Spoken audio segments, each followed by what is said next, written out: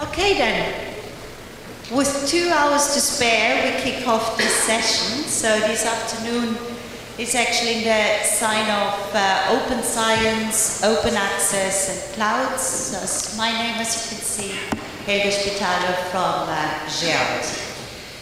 So I think without further ado, I would like to give the floor to Raed Al-Zoubi, who is director of the Centennial Library just in Jordan, and he will give us some insights into the ASREN efforts on the Open Science Cloud. Thank you. Thank you, Helga, so much. Assalamu alaikum wa rahmatullah. Good evening, everybody. Masā al-khair al-jamii'. Today I will be talking about ASREN strategy toward supporting open science activities from a little bit from library perspective. Well, as you all know that the traditional rule of libraries, academic libraries, was always to avail or maintain access to information, resources, ICT services and space. This is in general, I think all of you are aware about the open definition of open science. It's not open access, it's not about content only. It is also include collaboration, contribution, research data, lab notes, even lab access, facility access as well. For sure, as you can see, the open access is only a part or a fragment of open science, of the whole picture of open science. As a library director, and as you all know, you are involved in academia, you know that academic libraries already became involved in some aspect of the new environment, an open science environment. They are promoting open access, setting up publishing services, they are developing research and management policies, they are running repositories in their own institutions. Academic libraries in open science era are more into enablers, science enablers for education purposes, for research purposes, rather being only a source of content. This is briefly some of the aspects of libraries as enablers in the open science era, in preserving and connecting and versioning scholarly content, giving support to the infrastructure, contributing to research data management policies, advocacy, awareness, and training and supporting researchers as well. These are competences, skills needed for the academic libraries to play more significant role in supporting open science. Part of them ability to advise in preserving research input, knowledge to advise on potential data manipulation tools, ability to advise on preservation of projects, knowledge in advising on data mining, metadata, and other aspects. Now I will move to ASREN strategy and activity on supporting the open science communities. Part of these communities are libraries, and there are for sure other communities as well. First of all, I will talk briefly about the LibSense initiatives. It's an initiative between 3 regional research and educational networks. ASREN is part of these networks, in addition to WACREN and Open to Net Alliance. The initiative launched in 2016, and The aim of this initiative is to bring ASRENs in their countries with the academic library. Outcome of this initiative so far in terms of reference for library collaboration, metadata guidelines, plans for regional repository hosting, national and institutional policy templates.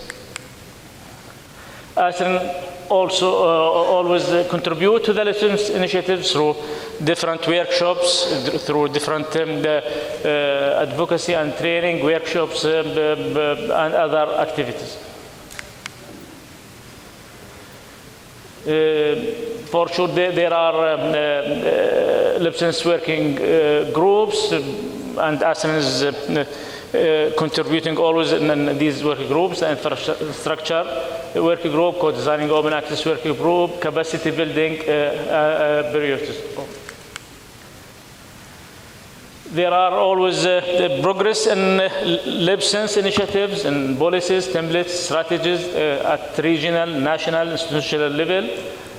License at this stage are finalizing the BID's strategy document. There are a lot of activities when it comes to capacity building, advocacy, and awareness. For example, very recent, in the 13th of November 2022, License supported an event at Tunisia with cooperation with the National University Center for Scientific and Technical Documentation. It's a one-day License workshop in open science. This is an example for ASREN activities. ASREN had the brokerage event toward a fair compliant commons in the ASREN region. It's a real example of collaboration between researchers in ASREN region and other different regions and countries in the world. Participants were from Jordan, Palestine, Italy, Saudi Arabia, Qatar, Morocco, Somalia, and Ethiopia. It was a workshop at the 16th International Conference on Open Science Repositories. There was promotion for fair principles and open science commons, and also there was a part for training. ASREN always contribute with BIDs, Percentage Identifiers service providers. An example are DataCite and ORCID. There are so many technical awareness and advocacy and training events. There is also continuous discussions with the DataCite and ORCID.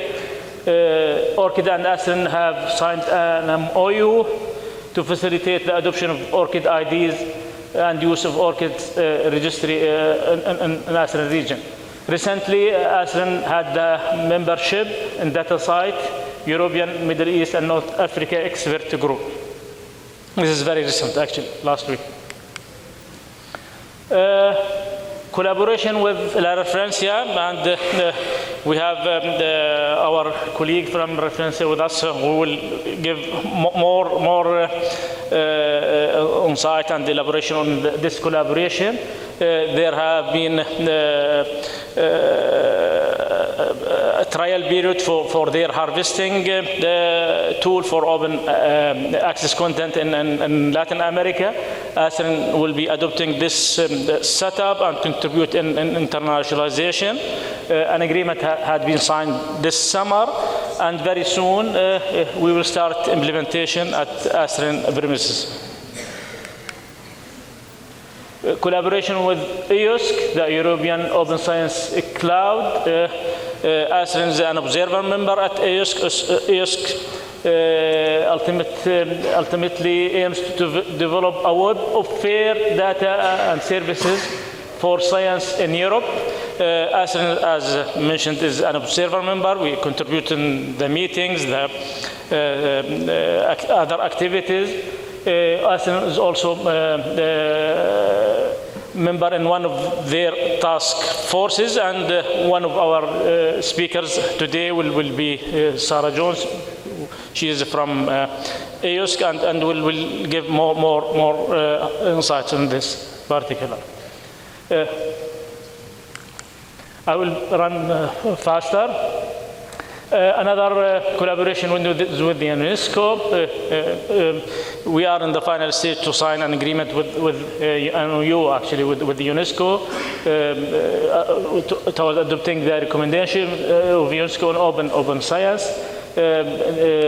Also, there's a collaboration with the Association of Arab Universities through an signed an MOU with them. Also, a collaboration with the Federation of Arab Scientific Research Council through another signed MOU with them. And these are very recent updates on collaboration windows. ASREN is enrolled in digital cooperation and diplomacy initiatives, meetings and discussions.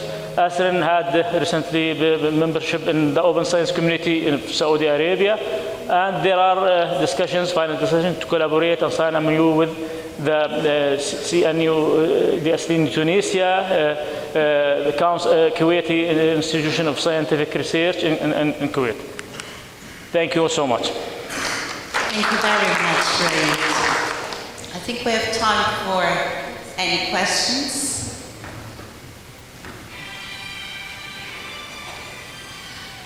Just for me then, as a next step, so where do you see yourself with these efforts going in, say, about 2 years' time? Well, I think we are counting on collaboration with our colleagues and partners. Referencia is one of these examples. It will start very soon, implementation phase. EOSC is in initial stage, and we are benefiting from discussions and the initiation of the fair based environment, and this we are looking forward to start a kind of Arabian Open Science Cloud based on what EOSC will implement and do. Besides of that, for sure, there are discussions with the cloud providers. ASREN, as you know, has its own cloud in our premises in Point of Presence in London for CBU, GBU, and I guess Professor Mustafa Jarrar is utilizing the GBU setup. We are using this cloud environment to run our own services, and we are also counting on our discussions with cloud services provider to avail cloud services to research communities. Our discussion was in Morocco and in Tunisia, and in this event and the coming events with the research communities to get a kind of figuration of the cloud needs, and hopefully we'll start. This is one of the top priorities, to start cloud services for research and science communities. Thank you very much. Oh, there's a question over there. Madara, have mine. Sorry to make you. Good afternoon. Just a very quick question is that the African Open Science Platform advertised to have a node set up in different regions of Africa, one of them in Northern Africa. And I wonder if ASREN wants to participate in that, which I think would be a very good idea given some of the things that you have put up front. The deadline for that is January 15. Well, I guess there is a discussion to get the collaboration with our African partners. Well, I guess this way it could collaborate with activities there, and I guess it will be integrated and accumulated at the same time. Thank you. Thanks ever so much. I'm not sure we have the next speaker with us, Marwa Nabil. If not, Dr. then- Marwa Nabil is here. No, then we move on. So now we hear, the next speaker then is Mr. Mohamed Ahmed, and he will present the case for the centralized digital repository of the SomaliREN. Over to you, Mohamed. Thank you.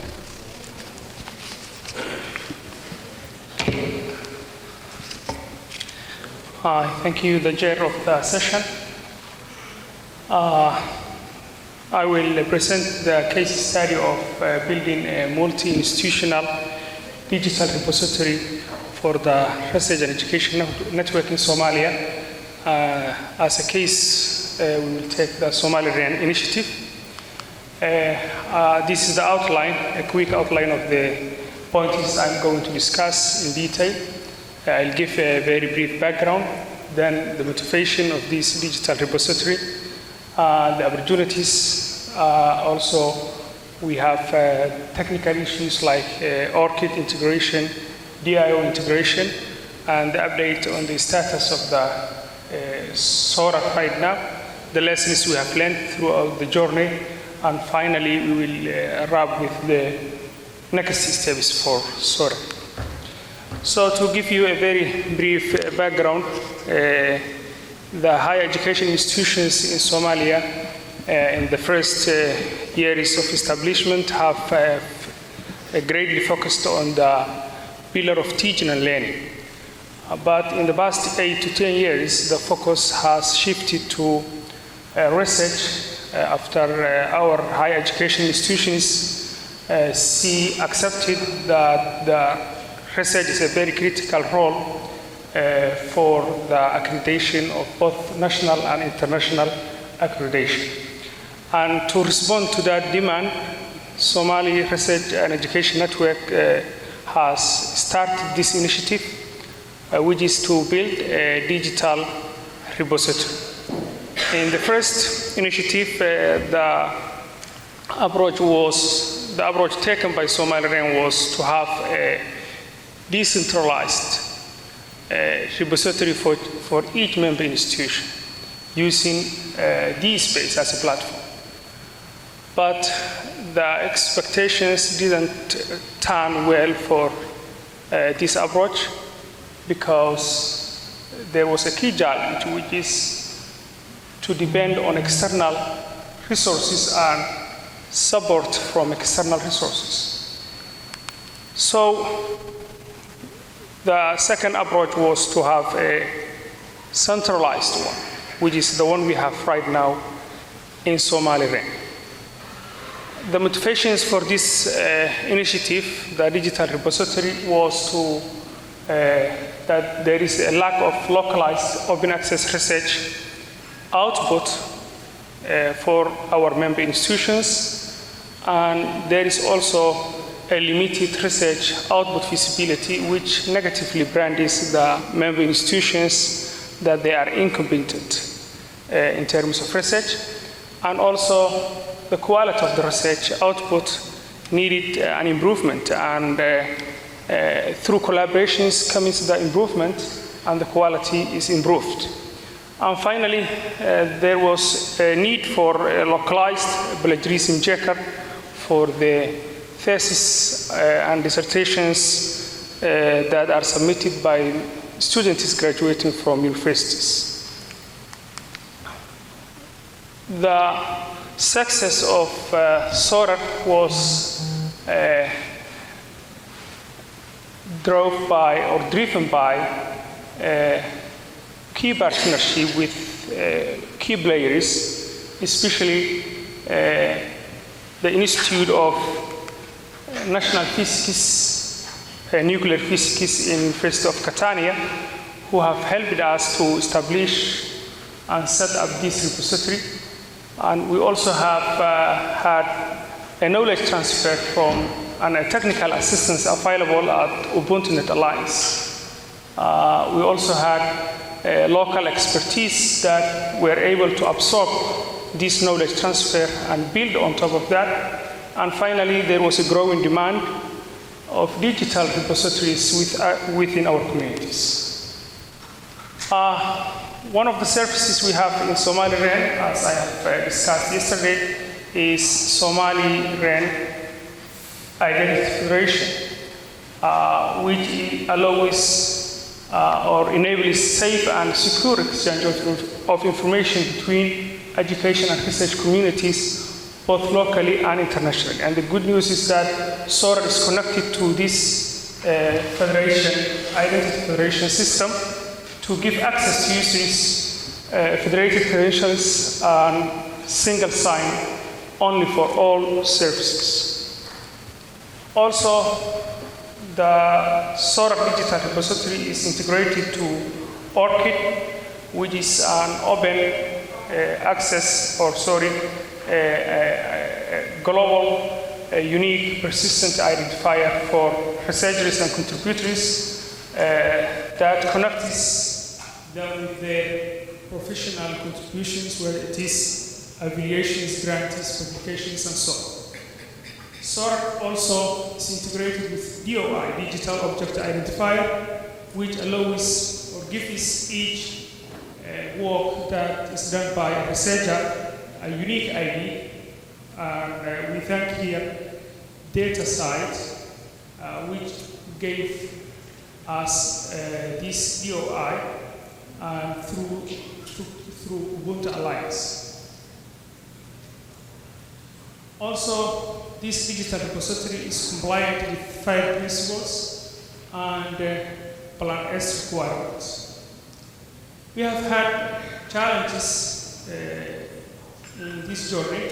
Among the challenges we had is limited infrastructure, limited technical resources, new skills required. And at the beginning of this project, there was no identity federation in Somalia, so we had to use one owned by the University of Centennial. But finally, we have developed or deployed our own identity federation in SomaliREN. Among the challenges we have faced and we are still facing is that there is no national open access policy in the higher education of Somalia and the need for end-user community adoption. So what is the current status of SORA? We have, it is now live at sora.somaliren.org.so. We have conducted 2 introductory workshops, one for the leadership of universities, rectors, vice chancellors, and heads of the member institutions to buy a leadership commitment from them. And another workshop was done for the technical people. It was a technical workshop for university IC directors and librarians to show them how to use the platform. Now, SORA is connected to the SomaliREN Identity Federation. We have 15 plus different communities which have been created so far. That is almost more than 50% of the member institutions of SomaliREN, which is 28 now. We also have more than 30 researchers who have accounts on SORA. Hundreds of different publications and presentations already published on the platform, and it's also open for non-SomaliREN members. And each research that's published on the platform gets a DOI, and the technical guide for SORA has been prepared and published on the repository. It is available online. This is a very quick snapshot of the architecture for your reference. It adapts the leading edge technologies in the domain of digital repositories such as video and Zenoda. It's about this DOI. It is compliant with FAIR principles and it's also compliant with Plan S requirements. What have we learned through this journey? Technical feasibility is a very key player for any project to succeed. As I have said, we have tried to deploy a decentralized one in the first place, but it didn't succeed, so we have turned into a centralized one. Also, the lessons we have learned include openness is a very critical for the quality of research output, and it's also key to tackling plagiarism, which is a very critical issue. And finally, centralization is of the repository for communities with sharing interests can simplify the implementation, operation, and support of the repository. And that is exactly what happened. So finally, what's next for SORA?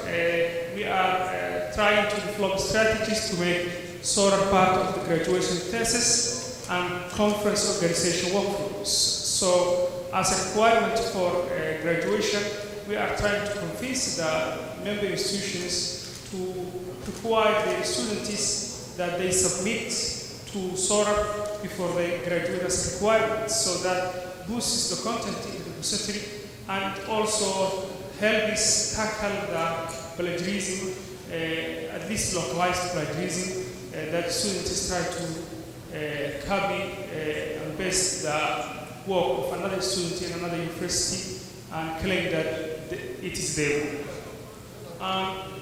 We are developing policies. Okay. We are developing policies and strategies.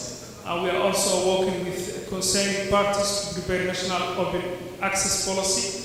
And we are finalizing the preparation of extensive resources in partnership with IFN in the University of Catania to support other countries in the deployment and of this repository based on video and Zyoud.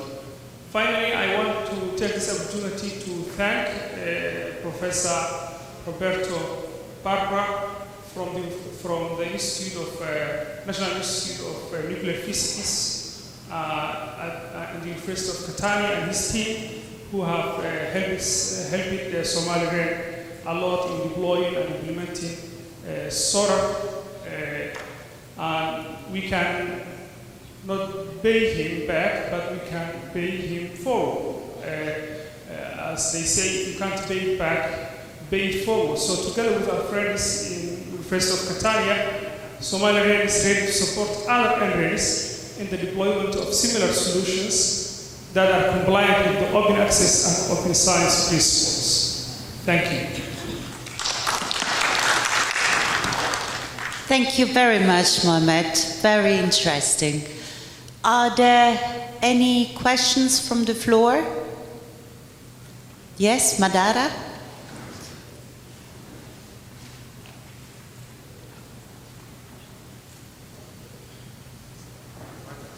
Be kind to your memory, yeah?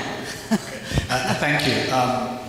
For the presentation, it's wonderful to learn what SomaliREN is doing. I have one question and two comments. The first question is, you mentioned something about a thesis workflow.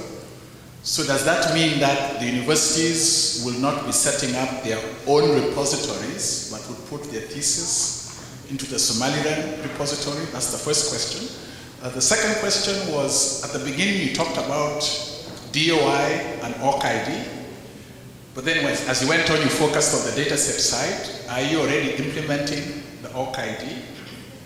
And then the last are two comments. One, as UbuntuNet, we can help with ORC-ID if you have not done that already, the way we're helping with DataSite. And the second one, we can also help you with setting up the national open access policies. Thanks. Oh, thank you.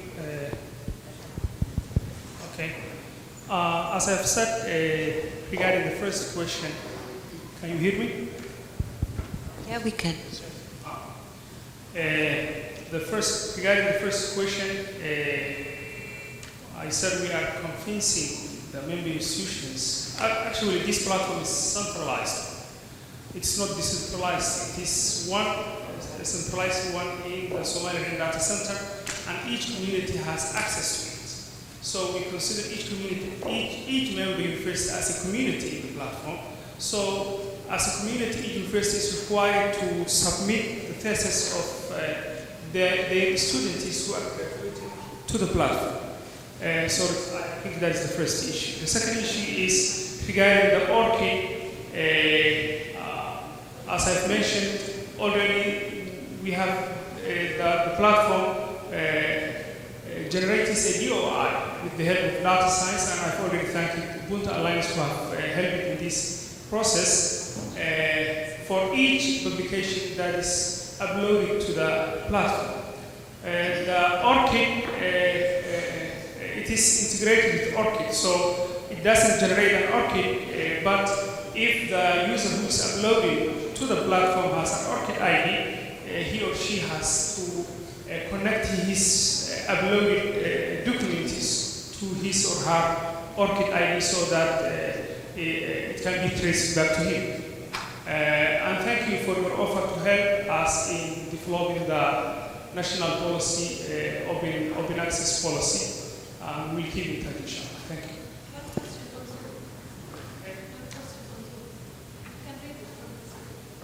Oh, I see. Sorry, I didn't see that.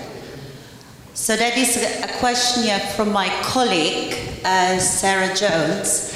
Centralization can be good for efficiency, but are you also working with representatives in unis to grow deposits and offer local support, as it's hard for a centralized service to reach all researchers? Okay. Thank you, Sarah. Thank you. That's a good question. This platform, I said it is centralized, but librarians in each university have access to the platform. So they need to take the message to the researchers in their universities, and other researchers who are external researchers can contact directly to SomaliREN to request to create communities of their own on the platform, and then start uploading content on the platform. Thank you very much. One more question also from me. To what extent do you expect SORA having an impact on international ranking of Somali unis? Well, it's going to, as we think, it's going to boost the research output because most of the research that's done in the universities, if they are not published on international journals, it's not feasible to the outside world. But after this work is published on the repository, it is going to help the universities, the member universities, to be feasible, to let their work, what their researchers are doing, to be available online and feasible to the rest of the world. So I think it indirectly may help in the rank process of the universities. Thank you very much. There's one more question from Sudan, yeah? Thank you very much indeed. I would like to ask one question. Since you centralized the library, We have time. I'd like to know what are the policies of the submission, and also I'd like to know what are the policies of administration. I think those two parts are very necessary for the work. Just if you leave it there. Thank you. Thank you, Dr. Abubakar.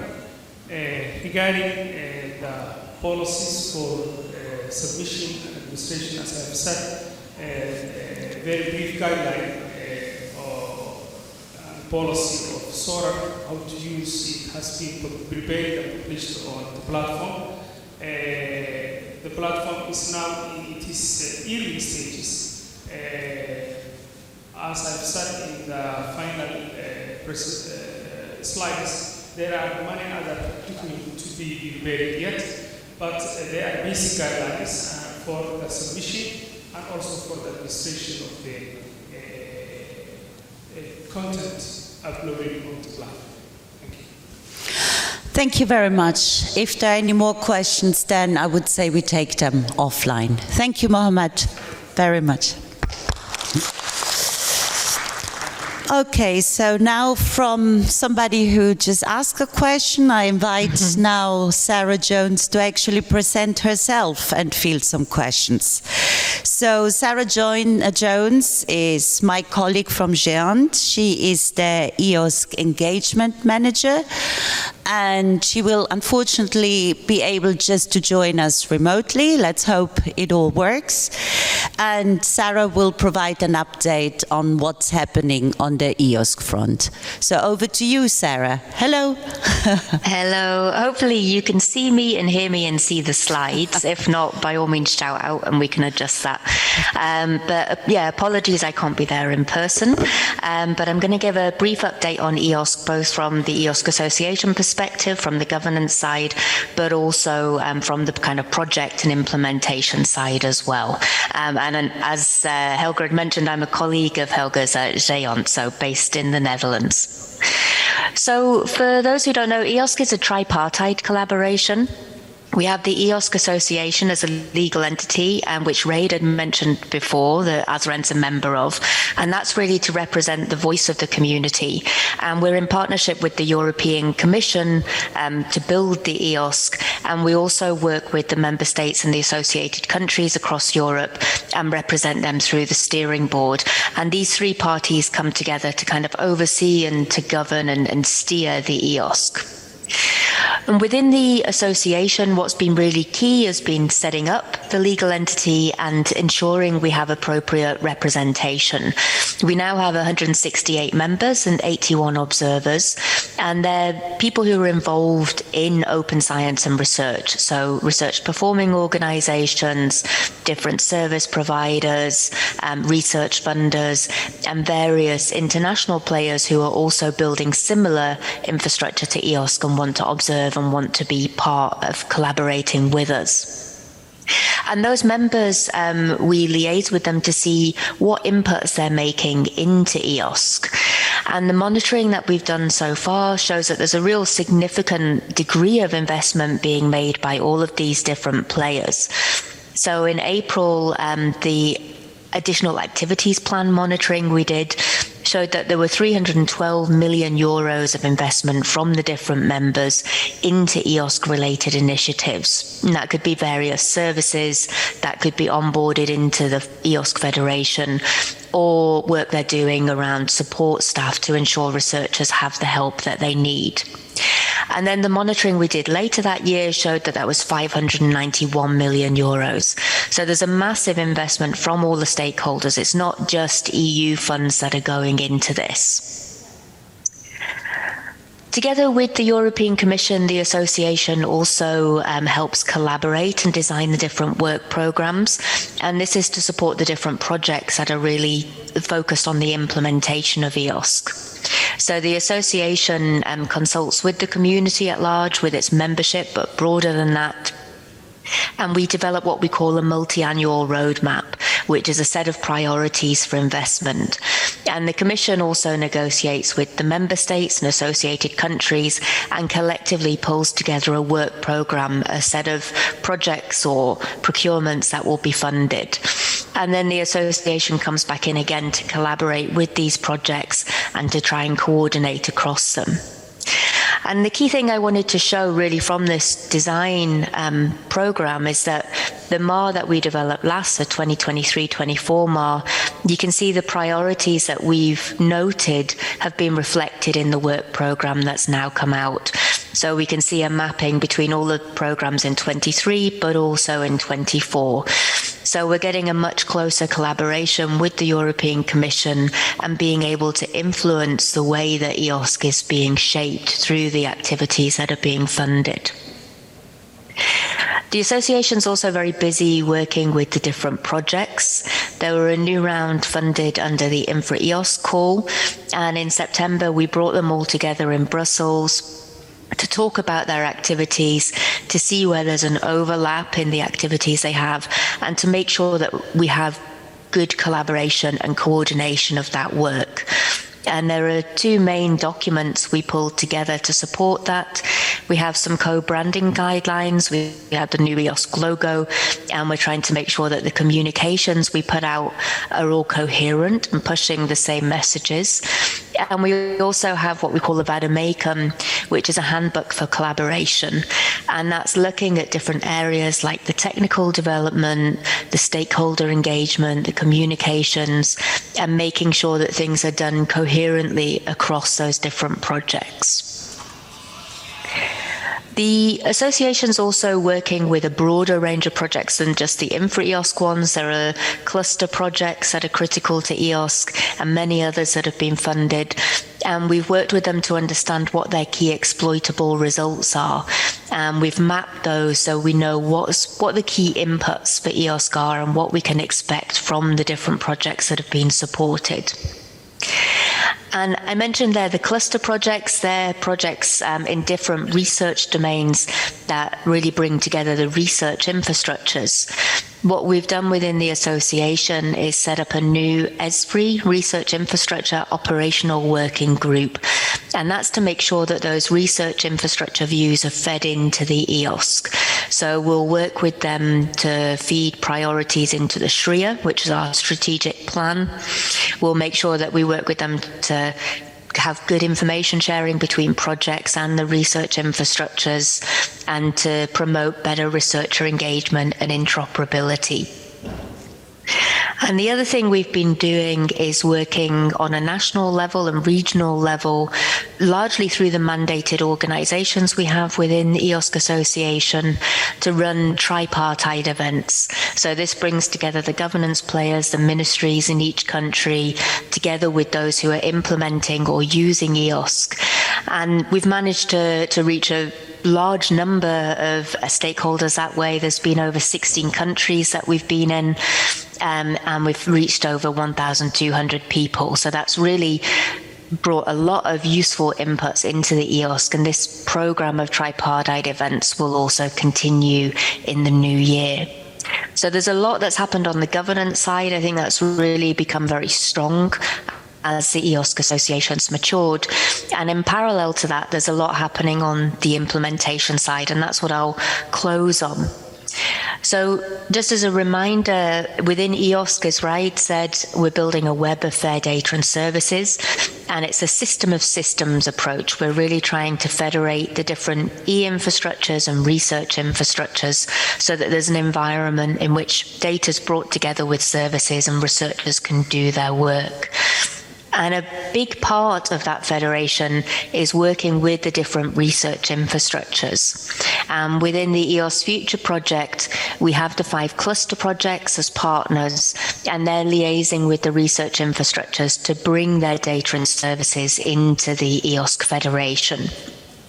And you can see there's been a lot of progress on that, the science cluster uptake of EOSC. You can see here there's nearly 200 services that are now available through these different clusters, and various data sources that are feeding in to ensure researchers can access data from different disciplines. And those science clusters are also integrating with the EOSC core services, so the AAI, so we have single sign-on across all the resources, as well as things like the help desk and monitoring and the order management, so it's easy for people to request resources. And then the other thing that's been a big achievement recently within EOSC Future is really enhancing the discoverability within EOSC. We've integrated third-party catalogues from different projects or regions or thematic areas like the NIFOS catalogue from Southeast Europe or SHOC from social sciences. And there are more catalogue integrations in process. So this is really pushing lots of content through EOSC. There's now over 3 million data sets and other resources, so software and training resources available. And we've also done a lot on the AAI integration. So there's lots of community AAIs that are within the EOSC Federation, so there's single sign-on to those data and services.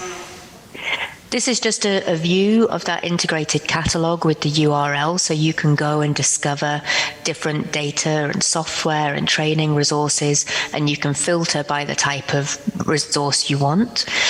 And once you go into the catalogue, you can see there's also lots of other filters, so you can look for certain types of content or different types of resources. And all of this is powered by the knowledge graph that underpins the linkages between the different resources, where they've come from, what projects or what organisations or what funders have sponsored that work. So it's really trying to build on that idea of the web of fair data and linking together all the different outputs. So just to show that in context, this is a diagram from the catalogue. You can see a resource has been discovered and it links out to the article and the data because it's a piece of software that was found. And also on that same page, it highlights the services that can be used, like the Jupyter Notebook, and it allows you to order a notebook or a bundle of resources, so a notebook with a kind of environment for sharing data. So you have a workspace that you can use too. So we're trying to link up all of the data and services to make it seamless for researchers to do their work. And that's just a summary slide to close, just talking about the main features. We've got the integrated catalogue. We've got an AI-based search engine that makes recommendations for resources. And there's lots of access to multiple resources now within the EOSC platform. And at the back of that, there's a lot of work that's been happening with the service providers to onboard them and to help them integrate into the core services. So lots that's happened recently, and hopefully lots that you can learn from as well with your platform developments. So thank you very much. I'm happy to take any questions. Thank you ever so much, Sarah. That was very impressive, I must say. And I'm not just biased, but I was also informed myself here about what's going on the EOSC front. Are there any questions from the floor for Sarah? No questions?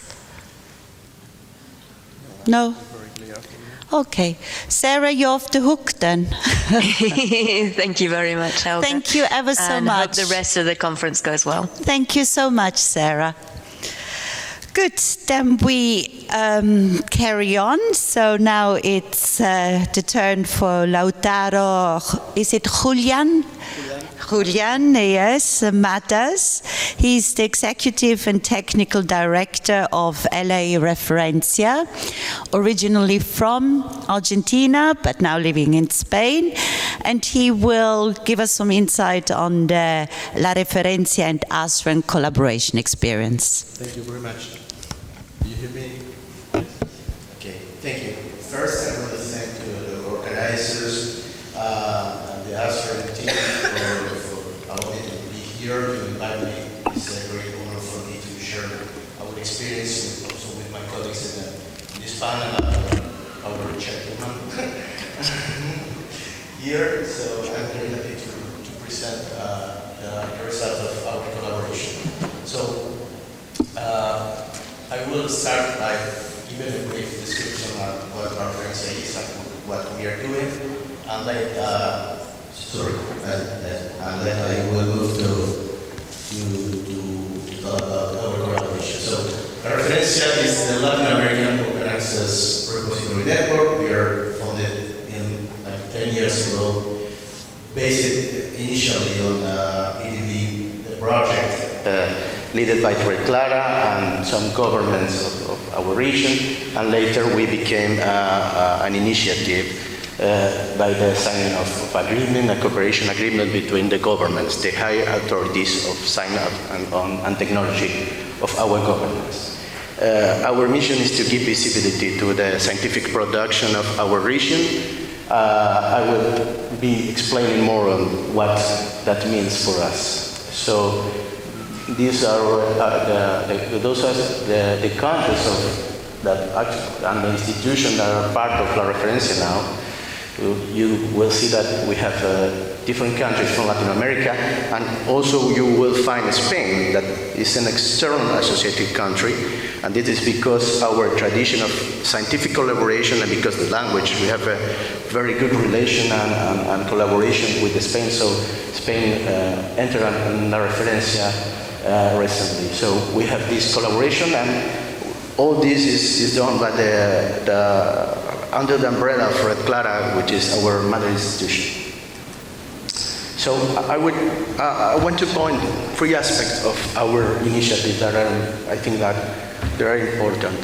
So first, La Referencia is founded on a series of political agreements. So we are a political project.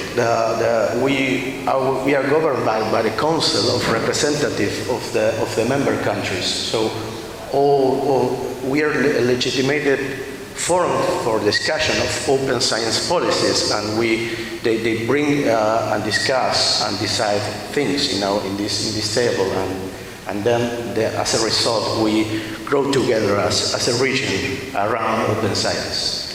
The second one is that what means give visibility? We aggregate contents of different scientific production artifacts for all the regions. We try to fulfill the guidelines, the international guidelines, by operating on a national node basis. What did this mean? We have national aggregators that reunites the production of each country, and then we have a regional aggregator that aggregates the national aggregators. And all that content is being harvested and aggregated by other initiatives like Open Air in Europe. So we are given different levels of visibility to the scientific production of the institutions. It's important to say that it is working in a way that you can give visibility to a production that sometimes is not in the mainstream. Is not in the Scopus journals, or it's not part of the what the North considers mainstream. So there's a lot of contents of production that is valuable. It is not always being visible in the world. So we work very hard on giving visibility to all the work and the scientific work that is produced in our region. And the third one is that we did all this work by developing our own open platform.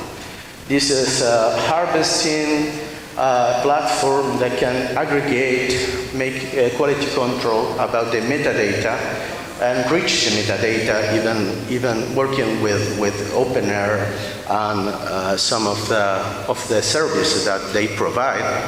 Open Air was part of, we were part of Open Air since the first project, and we were collaborating in order to align all our metadata,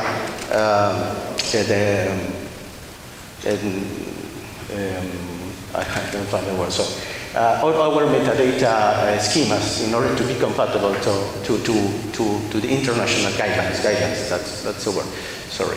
So we are currently working to engage with other systems and repositories. That is the research management system, the CRIS system. We need to work to also to interoperate with those systems, and the software is doing that. And this software, it's part of the collaboration with ASREN. So it's important to say that it's open, but the knowledge of using and development more capabilities is where we are working with the ASREN team. So what we're trying to do in our region and globally, we want to move to the idea of an open science ecosystem. First, a regional open science ecosystem, as a collective construction between the countries, between the regions, because we think that we need to consolidate not only the infrastructure, but also all the agreements and interoperability mechanisms in order to move in a real integrated open science ecosystem for our research system. So we are searching for financing the consolidation of the regional structures, and we of course have these priorities of give training on research data, move to integrate the metadata from the CRIS system, and interoperate with other large regional systems like open journals systems in the different institutions. So we have, in this idea of building this ecosystem, we have a lot of agreement, collaboration with MOUs and collaboration agreement with different initiatives, which one good example is the one that we have with ASREN and with the African networks in general. So I will not go in deep of each one, but we have excellent collaboration with Open Air, with CORE, with RBA, with UNESCO, And we're trying to bring more people to this table in order to discuss and build together the next step of this ecosystem. So this is part of the collaboration that we have with RELALIC, that is I don't know if you know RELALIC, but it's a Diamond Access, Pioneer Diamond Access Initiative in Latin America. It's a model for other regions. And we have now an agreement with them, and we are bringing the contents from the Diamond Access journals into the repositories. This is important because we need to have all the contents in our institutional repositories if we want to move to research assessment and we want to use open access information for research assessment. So, and also this agreement with RDA is important for us because we are bringing contents and translating trainings and giving trainings to our communities, because we need also the cultural change, the needed cultural change to share the data, the research data, reuse research data. That's those aspects are important for moving to a better open science ecosystem too. So RDA is part of our strategy. I want to mention this because another institution that is important for us is Confederation of Open Access Repositories, and they are working and proposing to the community a new mechanism to link different systems and work in the interoperability of different systems, especially the repositories with ideas of external evaluators. So I will not go in deep here, but this is a good point for you to know that about the Notify project. We think that will be important in the next years, regarding this ecosystem. So we also have been selected by SCOS to be part of the next 3 years round. So we will be asking for funds and looking for funds for 2 special projects of La Referencia. One is about usage statistics, and the other is about building a decentralized persistent ARC identifier service that will be hopefully run on top of the networks. And again, I will talk briefly about the African agreement that we signed in 2 years ago. That is important for us because it's a context. It gave context to the agreement and the work with ASREN. This MOU provided a framework of collaboration with the African networks. And the first result of the agreement is this new agreement with ASREN.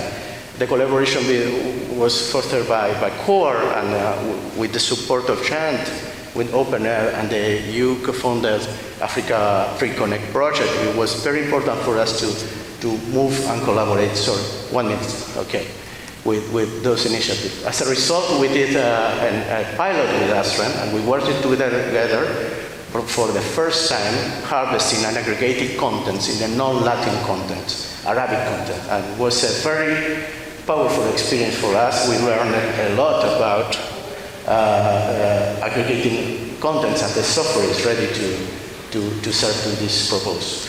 So this is my last slide.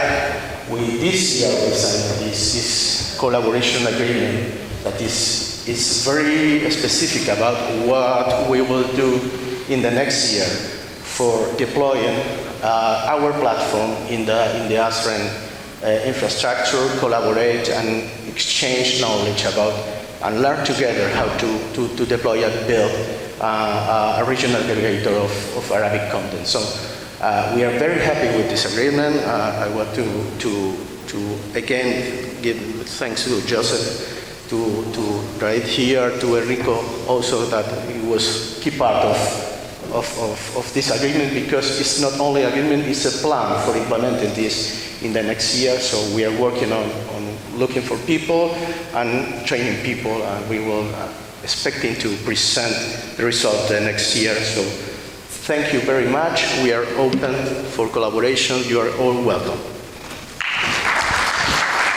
Thank you, Lautaro. Any questions from the floor? Yes, if you would like to. Yeah. Thank you, Yasmin. Yeah. Thank you for your presentation, and I'd like if you can kindly explain a little about your experience or La Referencia experience with dealing with Arabic content, whether you have faced any challenges or no, or you can explain a little. Well, this was a pilot that we basically installed the software, our software platform, in a specific installation and harvested some Arabic content repositories from different institutions, and we found different situations there.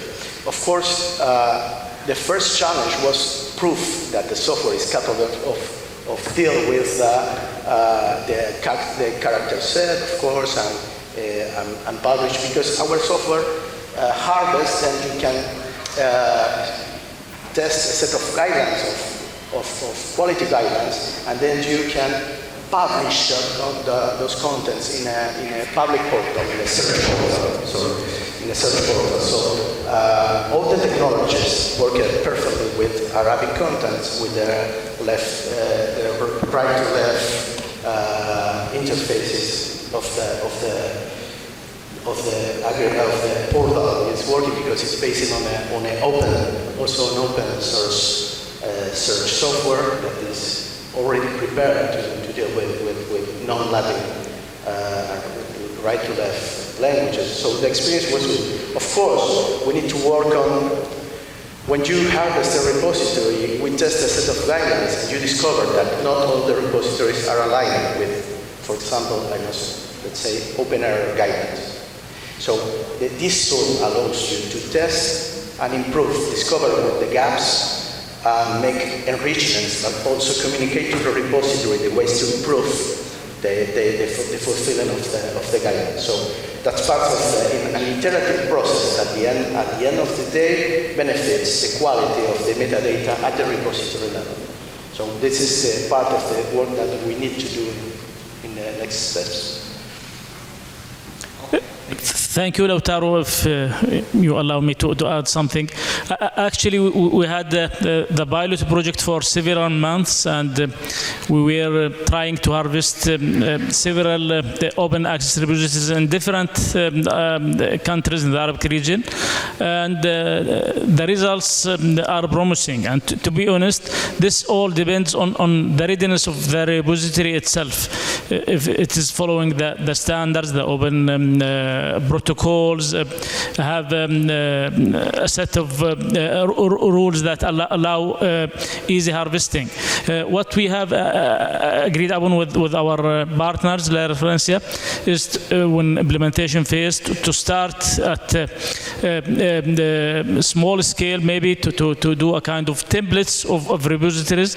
So other repositories will do a kind of fine tuning or setup enhancement to make auto harvesting easy and smooth. Thank you. Thank you very much. Lautaro.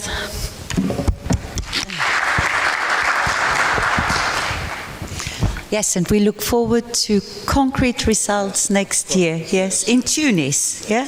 Yes, in Tunis. Okay, now we are moving on to hear the Palestinian voice in the area where Shaher Zyoud is going to talk us through mapping and visualizing the Arab region's contribution to global environmental research through open access publishing. And Shaher, he is Director General for Development and Scientific Research at the Ministry of Higher Education and Scientific Research of Palestine. Over to you then. Thank you. Thank you, Helga, for introducing me, and thanks for asking for giving me this opportunity to present my work at this important conference. My topic is concerned with mapping and visualizing the Arab region's contribution to global environmental research through open access publishing. We will focus on open access publishing in environmental fields. First, we have selected environmental research fields because environmental issues in the Arab world are top priorities at the agenda of policymakers and researchers. This is because the environment of the Arab world is characterized by its harsh and vulnerability to climate change impacts. Therefore, much efforts are devoted by researchers to address these challenges. Second issue, this analysis will give us a clear picture about the performance of the Arab world in all fields of science, and the environmental research will be the case in this analysis. We all know the benefits of open access are well documented because open access provides access to knowledge because of its free availability. Open access publications receiving higher citation counts and consequently higher impact to the benefits of authors and institutions. Open access publications offer wider collaboration among researchers, institutions, and gaining greater reach and readership. According to an analysis conducted by Nature Journal, a well-known and prestigious journal, to analyze the benefits of the open access publications, this analysis found the following. In terms of citations, 1.6 more citations for open access publications compared to non-open access. In terms of download, 4 more downloads for open access publications compared to non-open access. And in terms of the impact, 2.5 more attentions for open access, 1.9 more in news mentions, and 1.2 more policy mentions for open access publications. Accordingly, open access publications benefiting readers without access, mainly in developing countries, and benefiting articles authors because metrics associated with open access publications such as downloads and citation counts are increasingly taken into considerations when conducted performance evaluations of scientists and institutions. It is a fact that open access is gaining a foothold in the publishing world, but it is deepening inequality between developing countries and developed ones that are having much financial resources and capacities to support open access practices, despite the fact that open access in its origin should promote equal opportunities to all researchers worldwide. As the Arab world is a major contributor and producer of scientific information, mainly in recent periods, we assume that it witnessed a significant increase in the production of open access research, and we will test these assumptions during this analysis. The major objectives of this analysis is to tracing the growth and development of environmental research with an origin from the Arab world and is disseminated through open access publishing. We will derive some major bibliometric indicators associated with this information. The major steps of the methodology, we utilized and benefited from Scopus database as a source of information. Within Scopus database, there are 4 major subject areas.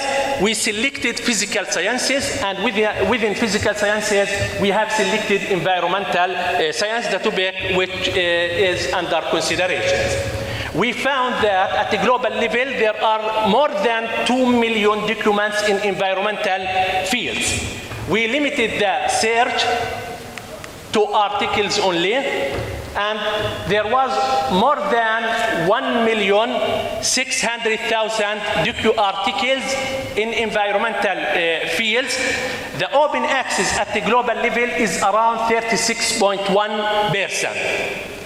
At the Arab world level, the contribution of the Arab world level is 3.6% out of total global research productivity in environmental fields, open access and non-open access. And this is a good indicator because we all know that the contribution of the Arab world in all fields of science at the global levels is only about 1%. It means that Arab world researchers are doing good in environmental fields. The second conclusion, the ratio of open access publications in environmental fields of the Arab world is about 32.7%. And it is close to the global average. It means that open access publications in the Arab world are getting more attention and close to the global average. The major results and discussions. Table 1 displays the ranking of Arab countries in terms of open access publications in environmental fields. Saudi Arabia topping the list, followed by Egypt, Iraq, Morocco, and for non-open access, Egypt in the first position, followed by Saudi Arabia, Tunisia, and we can conclude that the Arab world's countries there are a lot of differences in terms of performance, mainly in terms of productivity, which depends on different factors. We make an adjustment index to be fair in the outcomes, considering the number of populations and the GDP, depending on the data provided by the World Bank. In this case, Egypt in the first place, Saudi Arabia become in the 7th position, followed in the 2nd place Iraq, Morocco, Algeria, and Tunisia and Sudan.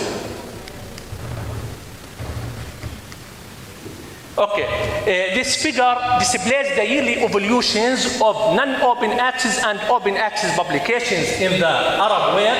The most important thing is that at 2021, we can notice that the ratio of open access publications is nearly close to the non-open access publications in the Arab world, which means that open access publications in the Arab world is getting much attention. More details in table 6. We can see year 2011, the number of documents as open access, non-open access, and total, and ratio of open access out of total. In 2011, only 14% of publications was open access out of total publications. That with time, we can conclude at 2021, about half publications produced by the Arab world out of total publications are open access publications. This figure or the map displays the collaborations between countries, and we can see in the core is Saudi Arabia and Egypt, and much links of collaborations between these two countries. This is the most discussed topics by Arab world researchers in environmental fields, divided into different clusters. The red one concerned with water, climate change, water equality, water treatment, which is a hot topic in the Arab world. The green color is related mainly the impacts of environmental issue on the health of humans, and within this, the COVID-19 impact. And the yellow color is concerned with the impacts of climate change mainly on ecosystems. The most productive institutions from the Arab world in environmental fields are from Saudi Arabia and Egypt.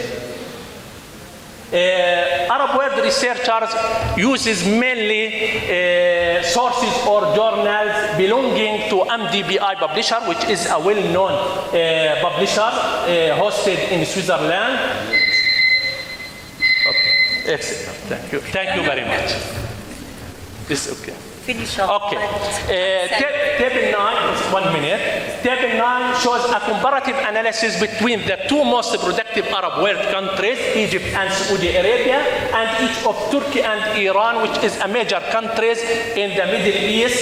In terms of the ratio of Arab world researchers for Saudi Arabia, it is only 1% out of global productivity. Egypt, the same. Turkey is doing better, and Iran is doing better than all. In terms of open access, Saudi Arabia is the best, followed by Egypt, Turkey, and Iran. Only the major conclusions.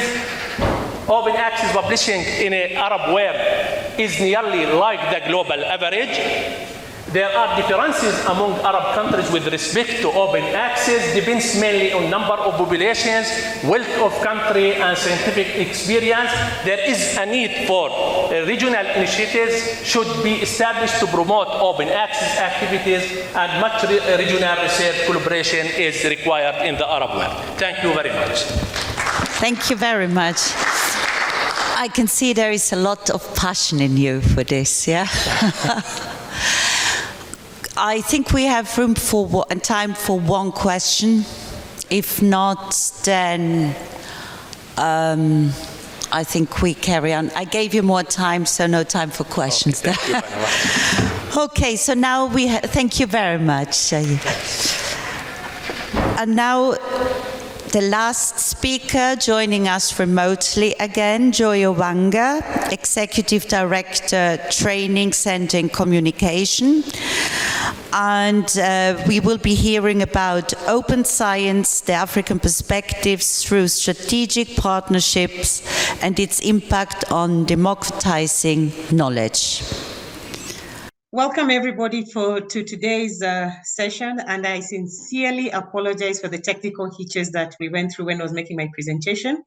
I'm Joy Owanga, the Executive Director of the Training Center in Communication, and what I'm going to take you through in today's conference is on open science African perspectives through the strategic partnerships as TCC. The strategic partnerships we have made as TCC and the impact it has made on democratizing knowledge. Now, we are a center that is 15 years old, and we are a research capacity trust, and what we do is we provide support in improving researchers' output and visibility through scholarly and science communication, and hot on the heels of that is open science and open access. And when it comes to collaboration, we are very, very clear on the type of collaborations we make, because our values entail working with organizations that have a long-term interest in the continent. So our values when working with our partners is collaborative, supportive, and goal-oriented. And this has an impact on the kind of research output that actually is seen coming out of the continent, especially when you're involved in our advocacy activities on open science. Now let's have a look at the trends right now. In the last 10 years, African researchers have produced over 1.1 million records, and out of this, 50% of their output is open access. And because of that sharp increase, this is also based on a number of factors, but we also take pride in the fact that our capacity building ecosystem has greatly contributed to this. Number one, working with African journals online, we are supporting African researchers on how to advance scholarship by producing good quality journals and understanding the entire the journal publishing workflow. When it comes to research excellence, we noted as much as we are in the open science stage or era, we are receiving in the continent platforms that may not be relevant to the continent or do not even have enough content that is related to Africa. So we have partnered with Digital Science, and also we're also working with Knowledge Enlarged. And with Digital Science, what we are doing is that we are indexing African research output within the platform. And this has gained some really positive traction to the point that it has been published in journals. Working with PLOS, we are closely creating awareness on open science policy at regional and institutional level, especially when it comes to working with vice chancellors in making sure that they are able to increase or produce rather open science mandates within their institutes. And when it comes to working with libraries at an infrastructural level, we are working with Africa Archive and Figshare, especially when it comes to library and information literacy excellence, particularly when it comes to understanding the FAIR principles, and such that the platforms that they use are interoperable, thus increasing the visibility of African research output. Now, when it comes to the strategic open science partnerships and interventions we have done, I had mentioned earlier about dimensions, whereby we are working closely with this platform, this citation database, in making sure that we are indexing not only African research output, but we are nationally launching this platform to research and academic communities in the continent. Now, don't get me wrong, this platform is already in the Research for Life program, but we've gone a step ahead further, and we are working with research councils, library councils, and sometimes ministries of education, in making sure that countries have national access to this open access platform, which they can use for their research discovery processes. Then we went a step further and we started indexing African higher education stakeholders, the output that is being produced by African higher education stakeholders in dimensions. And the reason for this, as I'd said earlier, is that we are seeing a situation whereby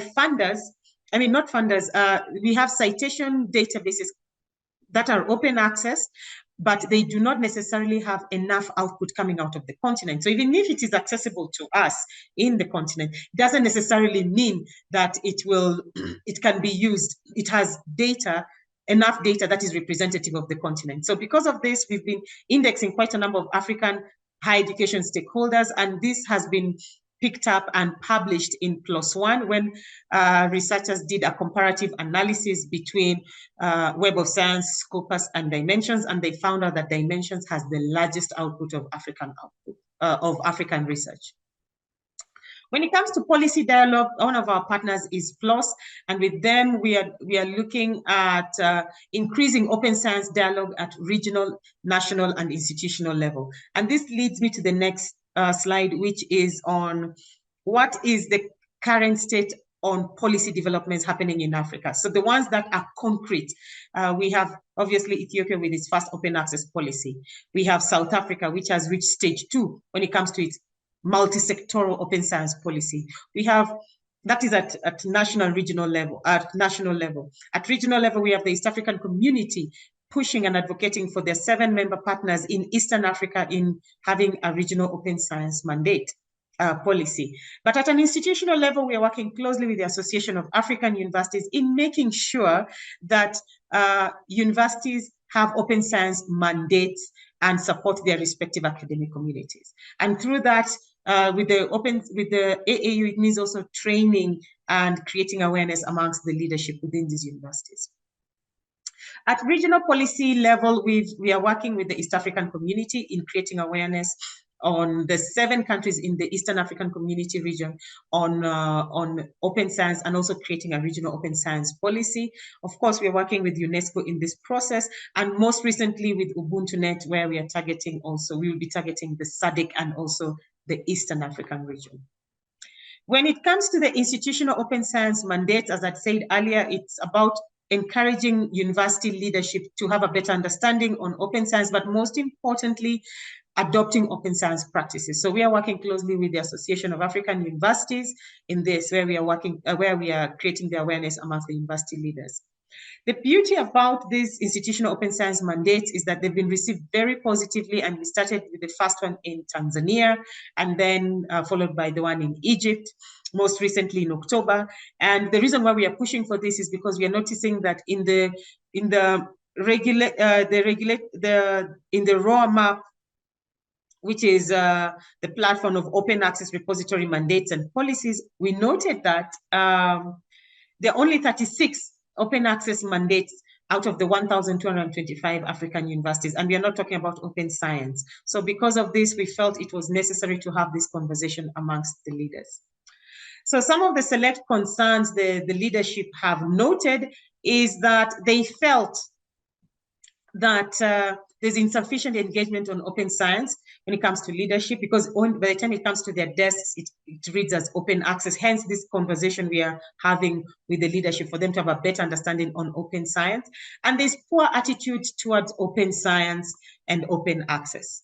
And this behavioral change has to be done, has to be improved, because we are in the era of open access, and we need a situation whereby leadership understand what open science entails, and in turn, they're able to support their respective academic communities. And some of the select recommendations out of these 2 workshops so far, these are the first part. We've just done half of these workshops, and there are some which are still in the pipeline with Southern Africa and Western Africa. Some of the recommendations include enacting workable, implementable policies to promote open science, investing in developing facilities and technology that promote open science, and also coming up with proper incentivization schemes for those who adopt open science. Repositories and what we are involved in and how it connects to this, to the theme of this conference. We are working with Figshare, and with Figshare, we are creating library literacy, as I mentioned earlier, especially when it comes to the FAIR principles amongst researchers in the Global South, particularly in Africa.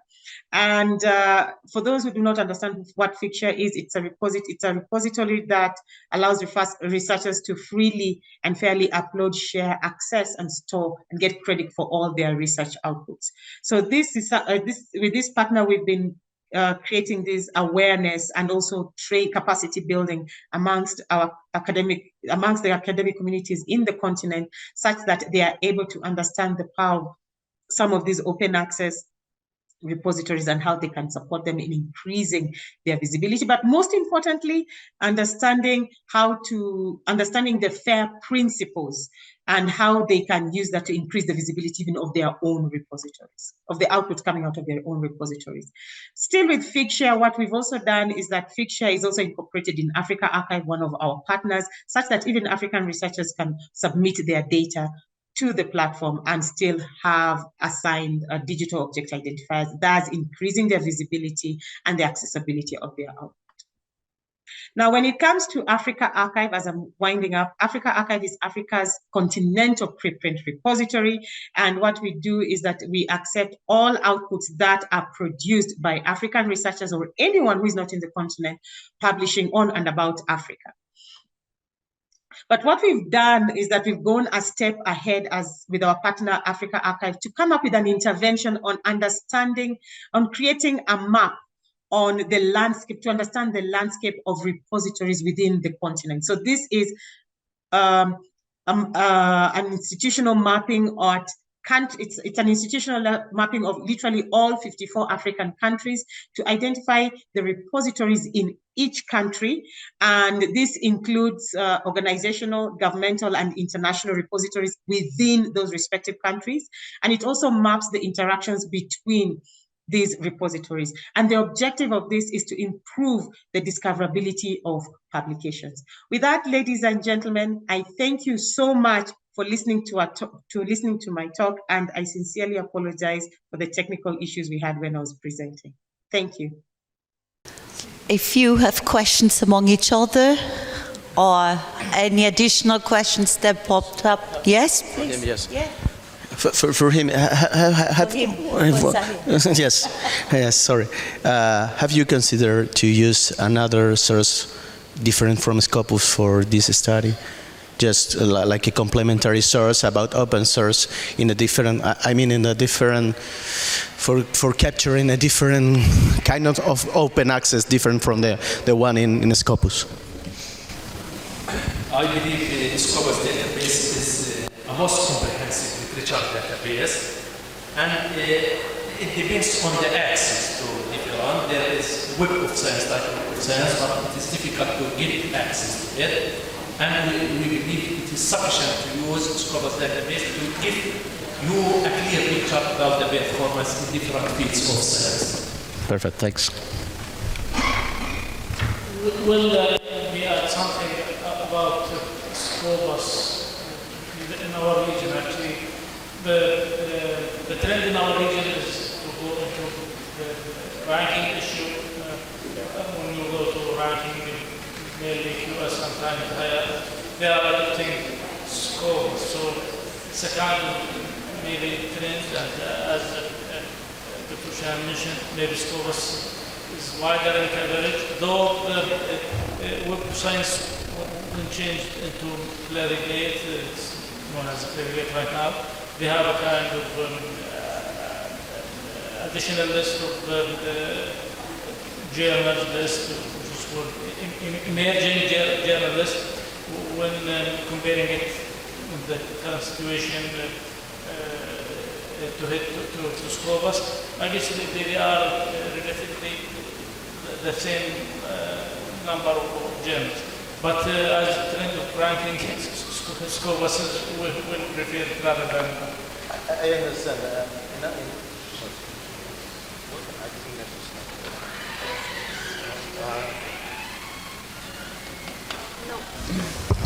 Just speak loud. No, I was asking because in our region,